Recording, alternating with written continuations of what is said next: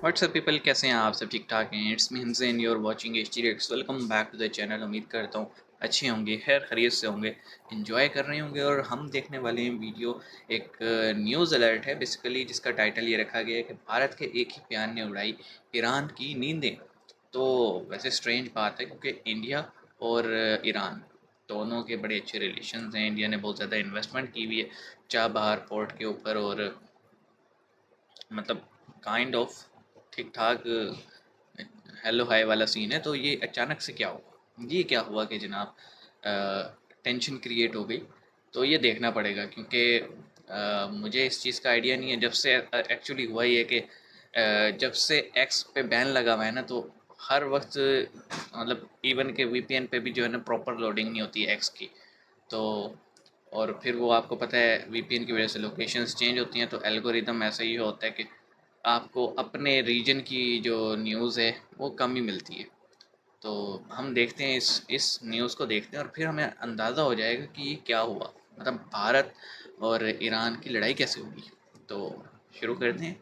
3 2 1 and hello friends, जय Hind. Hindustan special में आपका स्वागत है। हेलो। दोस्तों, भारत ने ईरान के सर्वोच्च धार्मिक नेता अयतोला खamenei के बयान की कड़ी निंदा की है। ओके, भारतीय विदेश मंत्रालय खामनाई। ने इस बयान की निंदा करते हुए कहा, हम ईरान के सर्वोच्च नेता की ओर से भारत में अल्पसंख्यक समुदाय के बारे में की गई टिप्पणी का कड़ा विरोध करते हैं।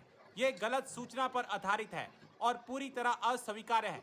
दूसरे देशों के अल्पसंख्यकों के बारे में बात करने वाले देशों को पहले अपना रिकॉर्ड देखना चाहिए। पहले उन्हें अपने गिरेबान में झांक कर ये देखना तो हमने ही चाहिए था। कि वो अपने देश में क्या कर रहे हैं। भारत ने ईरान के सुप्रीम लीडर अयतुल्ला खamenei के भारतीय मुस्लिम पर दिए गए बयान पर सख्त तेवर अपनाया है। भारत के विदेश मंत्रालय ने बयान जारी कर कहा है कि ईरान को किसी और के बारे में बात करने से पहले खुद अपने गिरेबान में झांकना चाहिए। विदेश मंत्रालय के प्रवक्ता रणधीर जायसवाल ने कहा है कि जो देश भारत के अल्पसंख्यकों के बारे में बयानबाजी कर रहे हैं, उन्हें दूसरों के बारे में बोलने से पहले खुद अपने रिकॉर्ड को देखना चाहिए। ईरान के जो सुप्रीम लीडर हैं, सुप्रीम कि कमांडर हैं, इन मुस्लिम्स को लेके कोई बात की उनकी है। सुप्रीम लीडर ऑफ ईरान है, उनकी तरफ से कमेंट्स आए, एक ईमेल ट्वीट आई कि जी जो मुसलमानों के हालात इंडिया, गज़ा और म्यांमार में ठीक नहीं है, जिस पे इंडिया के जो फॉरेन मिनिस्टर ऑफिस है, मिनिस्ट्री ऑफ एक्सटर्नल अफेयर है, उन्होंने कहा है कि these comments are unacceptable from the supreme leader पहले ऑफ ईरान। ह्यूमन राइट्स की आप क्या या वुमेन देखते राइट्स की हैं, हालत ईरान ईरान में तो की देखें। क्या पोजीशन है? वो इसराइल से साथ जो चल रहा है, मुस्लिम दुनिया में भी जो चल रहा है, इंडिया को जो वो डिस्कस कर रहे हैं, अमूमन supreme leader of Iran India को डिस्कस नहीं करते। इसकी क्या वजह हो सकती है आपकी नज़र में? क्या जो है जो डेवलपमेंट्स हुई हैं मिडल ईस्ट में, उससे वो परेशान है कि उनकी चीज़ें कंट्रोल में नहीं हैं? इस्माइल हानिया को कत्ल कर दिया गया, इसराइल कंट्रोल में नहीं है, प्रॉक्सीज़ कंट्रोल में नहीं है।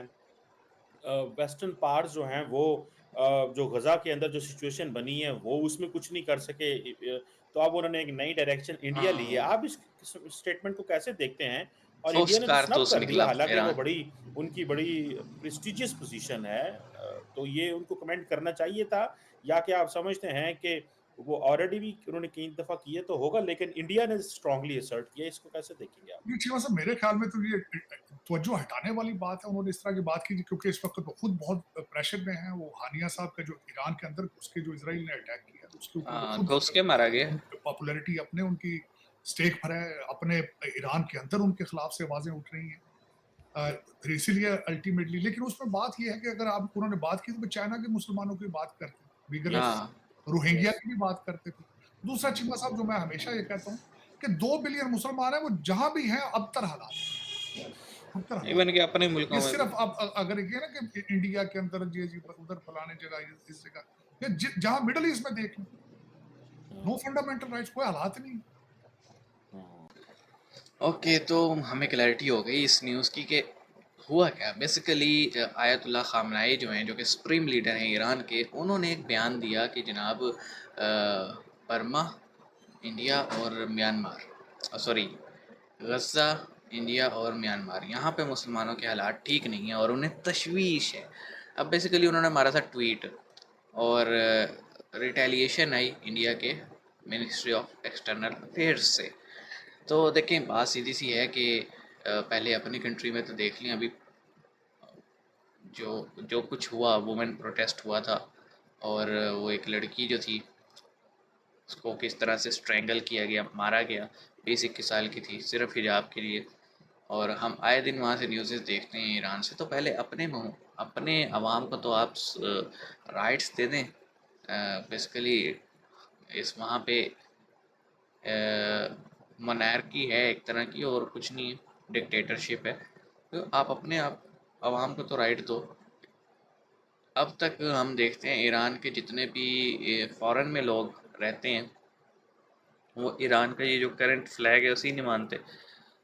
जो अ, पहले उनका फ्लैग था जिसमें वो एक शेर बना हुआ था, तो उसको मानते हैं, क्योंकि वो ये कहते हैं कि हमारे मुल्क पे ये जो खुमैनी था उसने कब्ज़ा किया बेसिकली, ठीक है। और फिर ये उसके बाद खुमैनी के रेवोल्यूशन के बाद ईरान की क्या हालत होगी हम सबके सामने है। एक फलता फूलता मुल्क था जिस पे अब सैंक्शन लग चुके हैं। फिर दूसरी ये बात कि ईरान जो है वो इस कन्फ्लिक्ट से पहले गज़ा और इसराइल के लोग समझते थे कि ईरान बड़ा तगड़ा मुल्क है। लेकिन इसमें हमने देखा कि चाहे वो ईरान की प्रॉक्सी हिज़्बुल्लाह हो, या फिर लेबनान में उनकी प्रॉक्सी है, शाम में उनकी प्रॉक्सी है, ठीक है। यहाँ पे इनकी प्रॉक्सीज़ पूरी तरह से फ़ेल हुई हैं इसराइल को टैकल करने में, डिस्पाइट कि ईरान की तरफ से फुल बैकिंग है उनको। इसी तरह यमन में उनकी जो प्रॉक्सी है हौसीज़, वो कुछ खातिर खा नहीं कर सके। फिर इटसेल्फ ईरान के अंदर 2 से 3 बार पहले अमेरिका ने अटैक किया था इराक के अंदर, और इनका जो ब्रिगेडियर था उसको मारा। फिर इराक के अंदर 1-2 बार इसराइल ने इनके अड्डों पे हमला किया ईरान के। और अब तो इसराइल ने ईरान में घुस के जो इस्माइल हानिया था उसको मारा। तो आप अपने मुल्क में अपने मेहमान को नहीं बचा सके, तो आपकी क्या क्रेडिबिलिटी रहेगी। मेरा भी यही नज़रिया है कि इन्होंने जस्ट अटेंशन डाइवर्ट करने के लिए, जो प्रेशर इन पे आया हुआ है ना, उसको डाइवर्ट करने के लिए ये बयान दिया होगा। तो आप इस पे क्या कहेंगे, कमेंट सेक्शन में बताइएगा। मिलेंगे, अपना ख्याल रखिएगा। सी यू गाइस।